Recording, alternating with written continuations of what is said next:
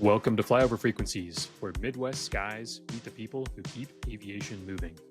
From hangars to flight decks, classrooms to control towers, and amateurs to pros, we share stories, experiences, and practical insights from the heart of Midwest aviation. Welcome back to Flyover Frequencies. Today we're joined by Randy, a corporate pilot from Iowa, who's found a pathway into humanitarian work in Honduras through his work as a corporate pilot. Many people have benefited from his heart and passion for the people there, and they will continue to be blessed long into the future. Jonathan and I both had the privilege of working with Randy at a previous job, and we wanted to share Randy's story with you. Randy, tell us a little bit about yourself and what inspired you to become a pilot. All right, Andrew. Well, thank you both, Andrew and Jonathan, for giving me the opportunity. I have had a desire ever since I was a small child to fly airplanes. I lived in southern Iowa for a while, and crop dusters go by, and when the Indianola Balloon Festival would launch, they would come right over my house, and I would go out and just look up and be awestruck at all of that. If I would have lived by an airport, I would have been there every day. So and when I did career term papers in school, it was always on uh, becoming a pilot. So I don't know, it's just in my blood. Everybody has has something I guess they aspire to be, and that was something I've wanted to do ever since I was a small child. I remember one afternoon, I guess I'd come home from school. I was lying down on the bed, and my mom was there, and I was looking up, and I could see out the window a jet airplane, contrail. And I told my mom, one day that's going to be me up there flying. That's And, cool. sure enough, it is. Yeah, that's really Very cool. similar to all of us. I think we all, as children, were looking up at the sky, looking at the airplanes passing by, thinking about where they could take us, and that could be us someday. Yeah, absolutely. Yeah, follow your dreams. Yeah, well said. How about small town Iowa? I mean, was that something that was well accepted as a kid like that, that you wanted to do something different? Well, I had a second cousin. Maybe that was my inspiration. I don't know. I believe he'd been in, actually I had two cousins. One was in the Air Force as a weather observer or forecaster, but the other one was aircraft maintenance. And he would bring me books on new bonanzas, Beechcraft bonanzas, and I would take those books. I mean, beautiful. It was a sales pamphlet, and I would flip through those books and just look at those. So that was my connection. There wasn't anybody in my neighborhood that understood aviation or was advocating for aviation. I then moved back to where I was born, out in Central Iowa, around Marshalltown. There was more activity there. I remember when I think I was 14. I talked to my parents and they'd take me out to the Marshalltown airport and inquiring about flight lessons. And so we did that, but I was too young. He said, come back when you're 16. And so it was just really kind of my own inspiration and reading books about it and those books my cousin would bring me. Good for you. Self determination, drive, and just following your dreams. Yeah, it really was. I mean, my parents didn't discourage me. They didn't encourage me. It was just whatever. Before we get going too deep into this, for our listeners, Randy is a corporate pilot in the Midwest, and he started a K through 12 Christian school in a rural part of Honduras, in a small town of about 10,000 people, about an hour and a half southwest of San Pedro Sula.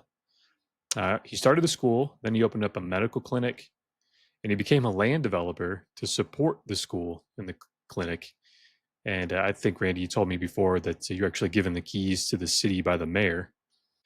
And the school that Randy created is unlike any other school in the area. It really gives a quality education, better than the public school system in such a rural area, and opportunities that the children wouldn't otherwise have.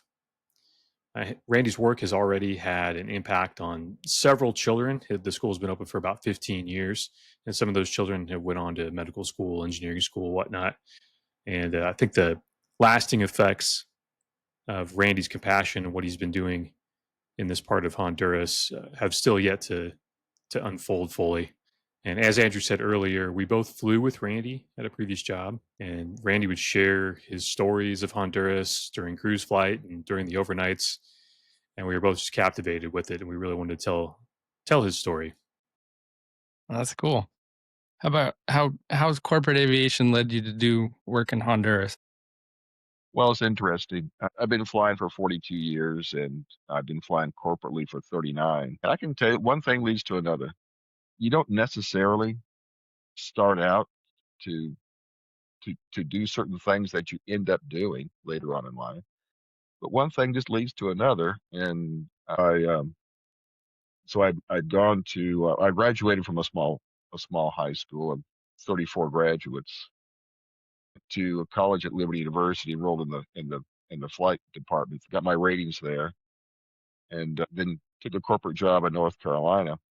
That opened up many opportunities for me. The CEO of the company was connected to a lot of different things, a lot of charitable work. So I just flew and listened and got exposure to a lot of different things. I guess more currently, James Dobson, one of them was him. The CEO was friends with James Dobson and Chuck Colson and Billy Graham and Franklin Graham. And then I was just a tag along, but I listened, and it was inspiring. But probably the most impactful thing in my life, and it really completely changed my life, really, was corporation that I worked for. They were textile manufacturing in North Carolina. And through NAFTA at that time, a foreign competition put pressure on the textiles in North Carolina. So they were all fleeing to Central America where cheap labor was. So if my company was going to stay viable, they had to do the same thing. So they went to Honduras and they opened up sewing factories down there. So we then went from King Airs to Learjets, and I would spend every week back and forth going to Honduras. You know, growing up, I thought the world lived like I did. And when you see that for the first time, it's shocking. It's just shocking. I think 1998 in Honduras, they had an intense hurricane that came through and just devastated the country. And I get emotional sometimes even talking about it, even now. And you'd go down there, and families and children were just living along the side of the road in just Wow. horrible conditions. And I am a person of faith, and I told the Lord, if you ever give me the means to come back and help these people with education or any means I can, I want to do that. So that seed was planted in my heart, just that poverty. Yeah. So aviation, so I was going down there because of my career, because of my job, but that led to that exposure and just a compassion and desire to help those people. So uh, as I said, one thing leads to another, and and that career path led me to being connected with the Hispanic culture in Honduras. That's really cool. How about challenges that you've had to overcome in your life or humanitarian efforts in Honduras? Well, in 2012, which was a number of years later. Well, let me back up a bit, give you more of the story. I switched companies. So I left the company in North Carolina, came to the company in Iowa that I work for now. And I was so driven and connected with Hispanic culture. I never formally studied the Spanish language, but I just picked it up from being around it as much. So there was a church when I moved back to Iowa that was interested in an outreach to the Hispanic culture in central Iowa. And so I just said, "Hey, I'll do it. I'll help." And so out of that led to me founding a nonprofit in 2005.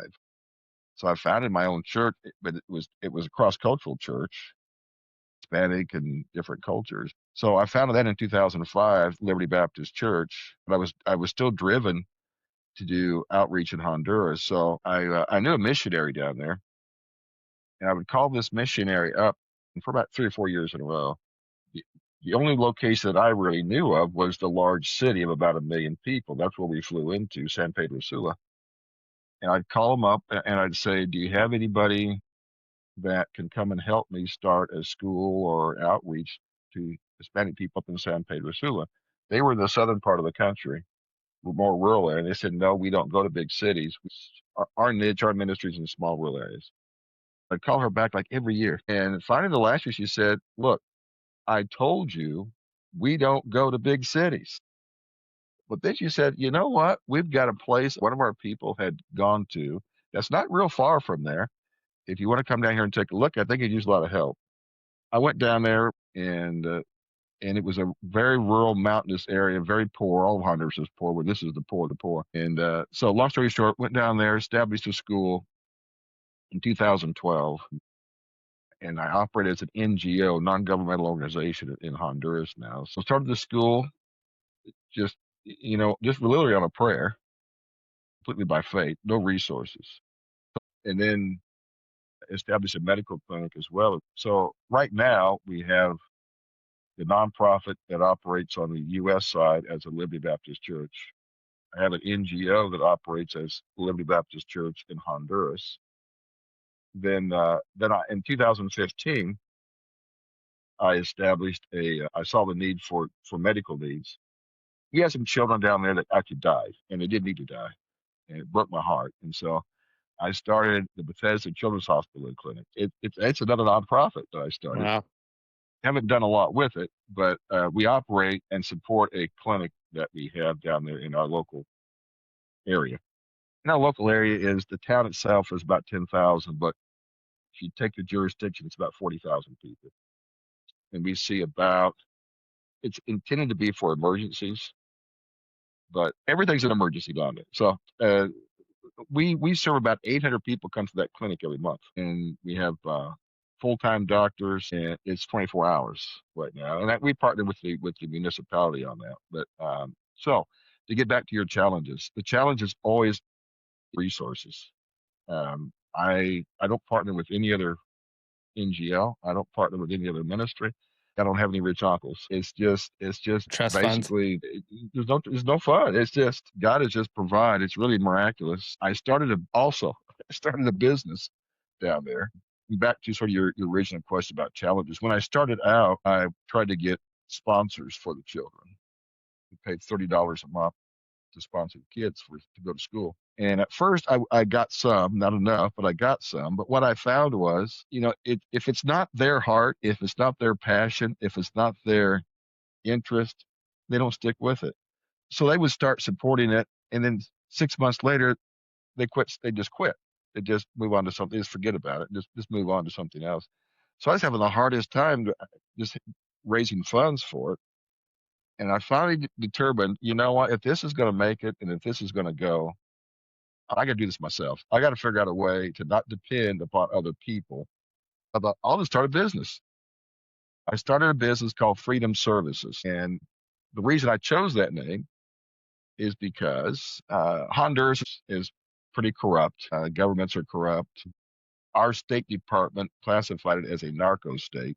Yeah, it probably is. So there's not a lot of opportunities down there for people. But I thought I would establish this Freedom Services for the purpose of really promoting U.S. culture. And I tried to think if I could boil down U.S.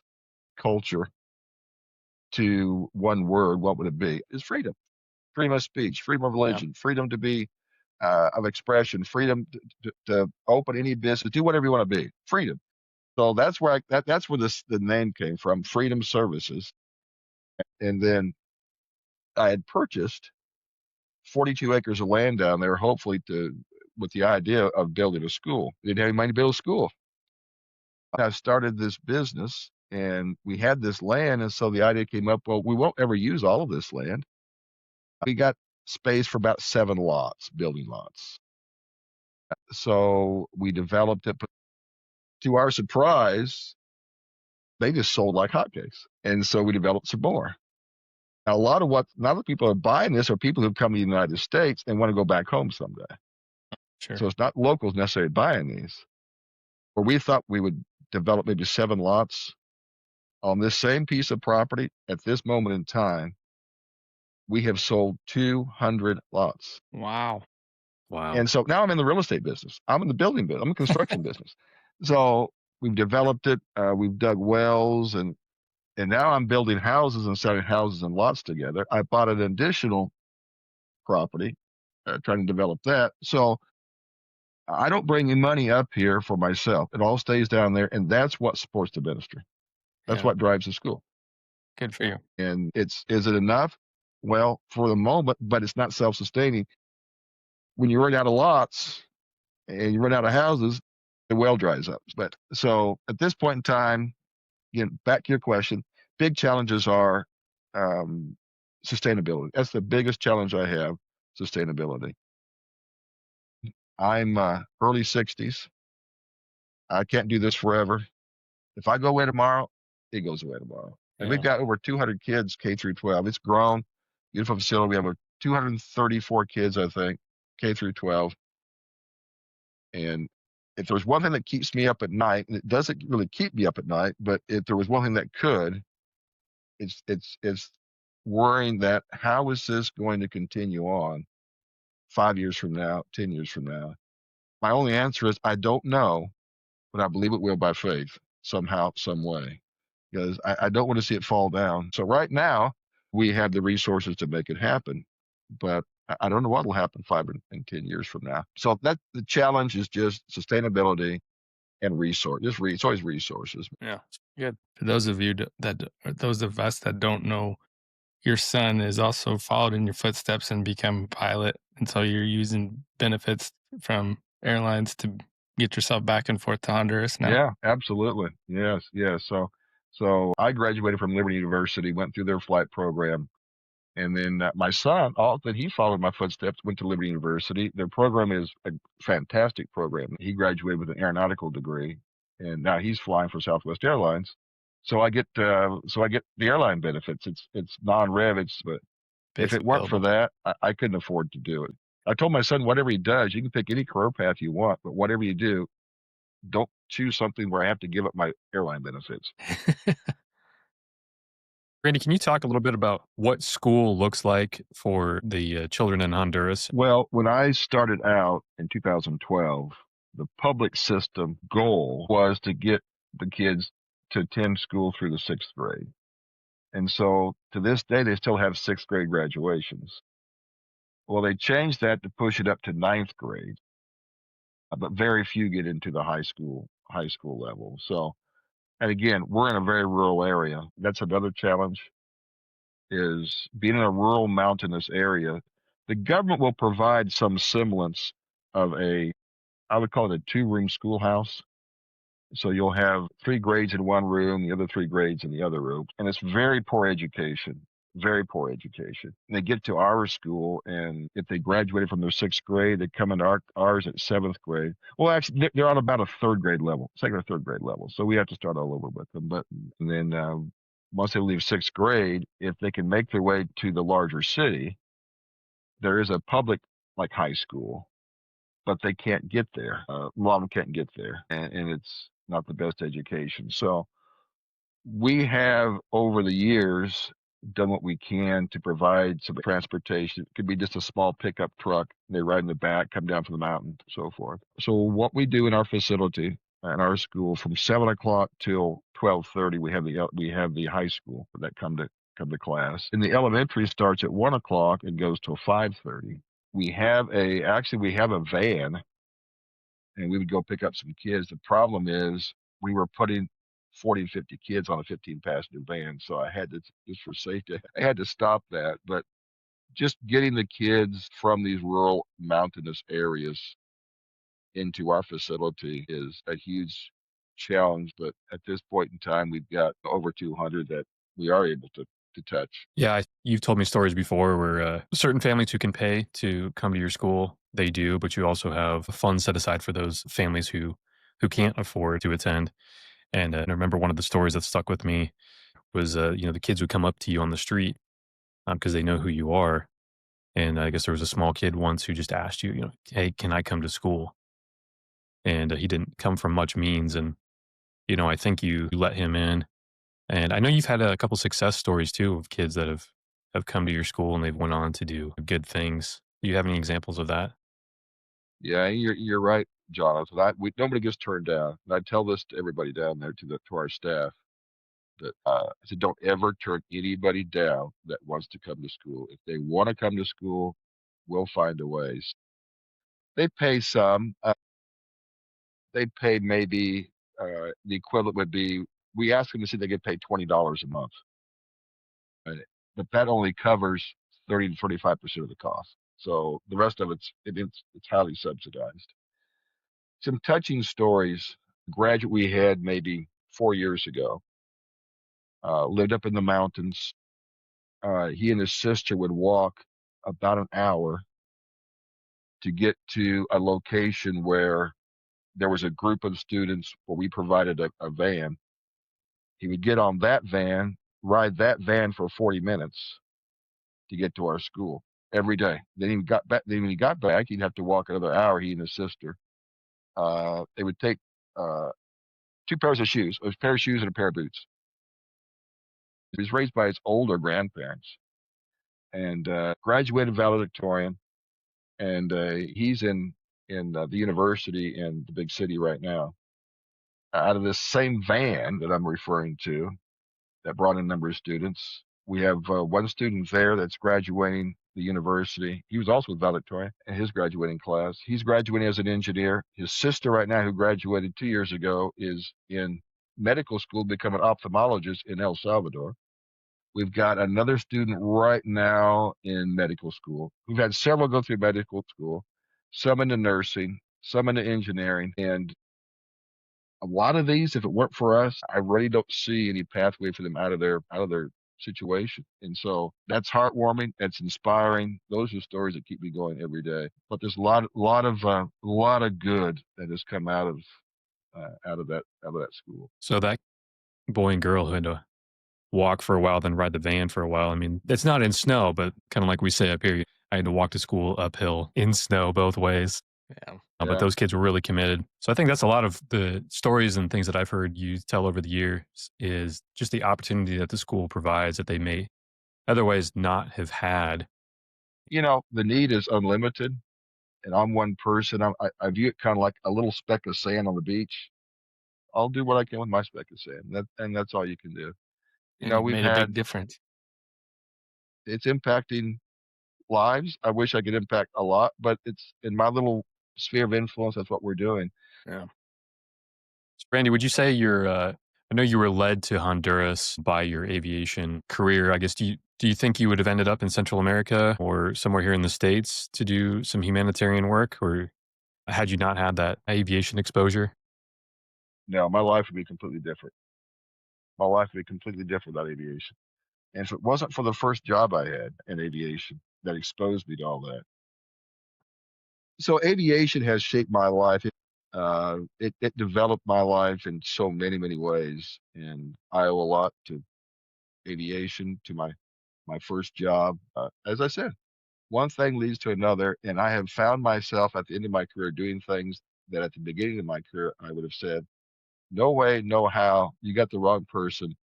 That won't be my life." It is amazing. Our world is small when we're young and it gets bigger and bigger.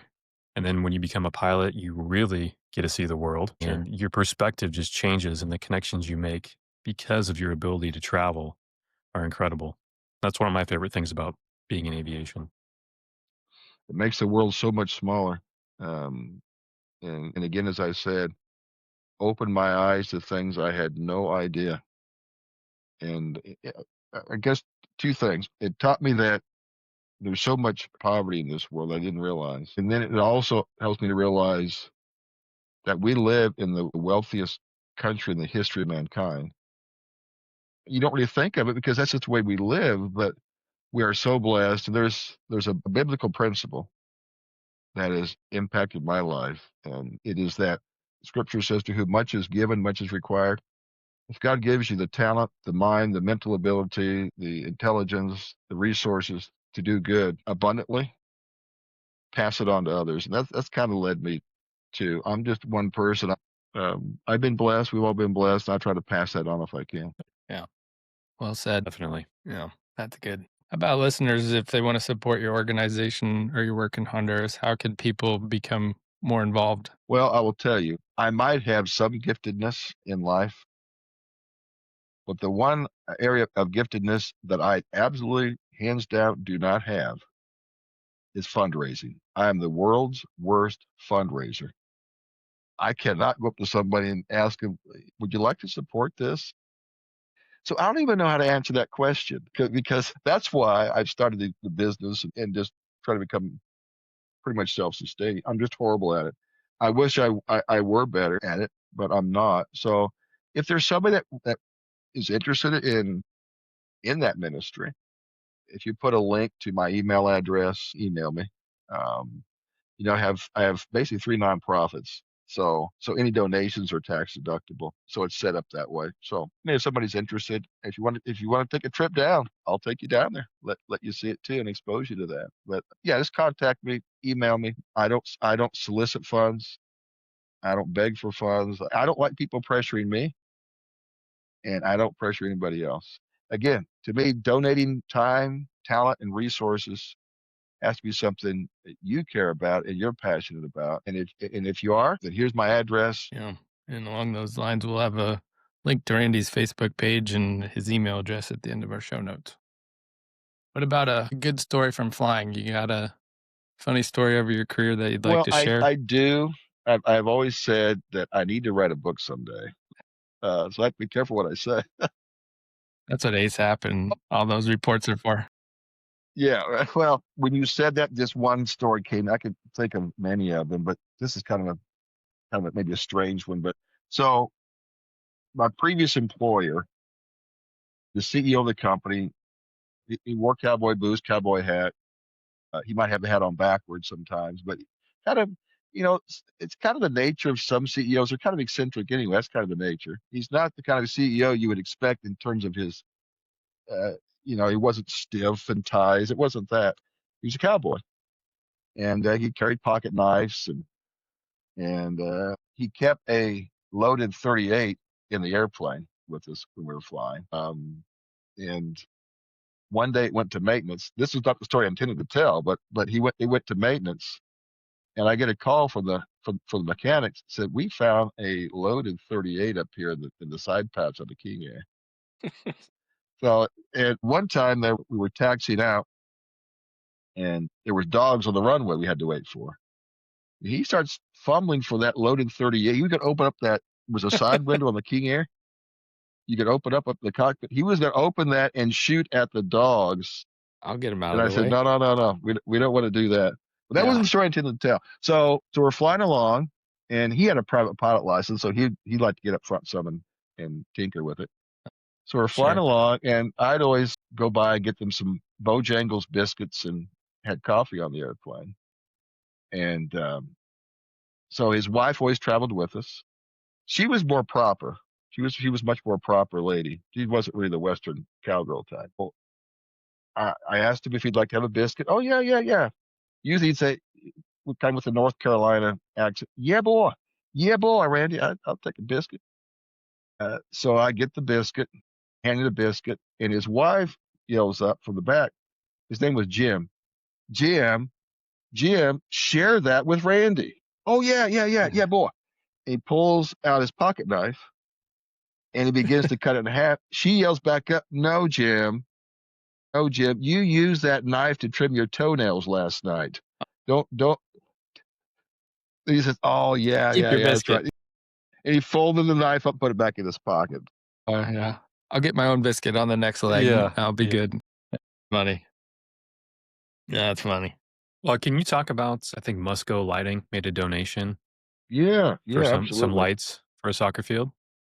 Yeah, and that came through Andrew's connections. So on this property that we have, the 42 acres, we built a new school. Then we were building a soccer field. It's not the full size soccer field, but we built it very nice. But we didn't have any lighting for at nighttime. They shipped us all the lighting for it. We have a soccer field that is lighted by Musco Lighting. Can you believe that? Musco Lighting. We have a Musco lighting system in the middle of the mountains in San Luis, Honduras. This is That's cool. incredible. So Musco So Lighting, for yeah, those of you who don't know, is a lighting company. They have lights for different stadiums, baseball, football, and Airports. airports, right? And yeah, Andrew knew somebody there, and then he knew Randy, and they connected. And Musco was pretty enthusiastic, from what I understand, about donating these lights and having them installed, so they these were. kids They could play donated soccer at everything. They night. donated the shipping. They donated everything. Musco Lighting is probably the premier lighting company for stadiums around the world. They go all over the world, and to have that stature of a company donating lights to us, pretty amazing. All right. Randy, thanks again for taking the time to talk to us today. Well, once again, if you'd like to learn more about Randy's work in Honduras, we'll have a link to his Facebook page at the end of our show notes. If you'd like to connect with Randy, we will list his email address as well. Thanks for listening. Every aviator has a story, and we're just getting started. Catch us on the next Flyover Frequencies.